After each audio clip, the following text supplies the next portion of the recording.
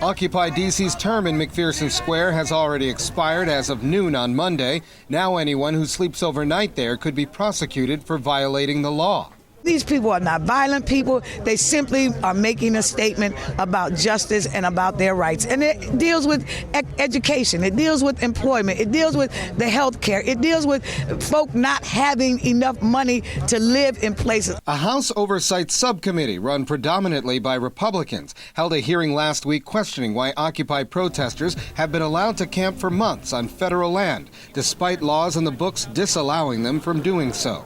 But as you can see right behind me, there are still tents set up, and there's still dozens of protesters here, just like there have always been.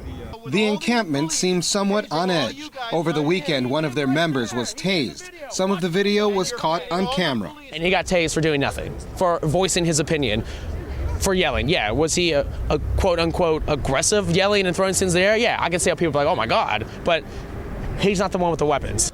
Protesters came from all over the country to unify. People of various ages could be seen waiting in anticipation of police to remove demonstrators from the park.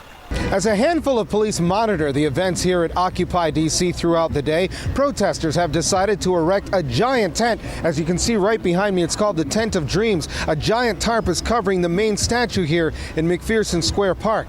At the same time, they're blasting rock music and hip-hop music and chanting popular slogans as an act of defiance. But despite the impending chaos around them, occupiers stayed on message. What happens to the homeless?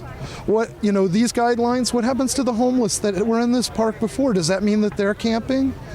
These are questions that are not being asked. And to see that they won't even give their own assistance from this suffering is just sad. Protesters say they plan to remain here in McPherson Square. Many are planning for a sleepless night or two to stand up to police or until law enforcement finally arrives to remove them once and for all. Colin Campbell, Press TV, Washington.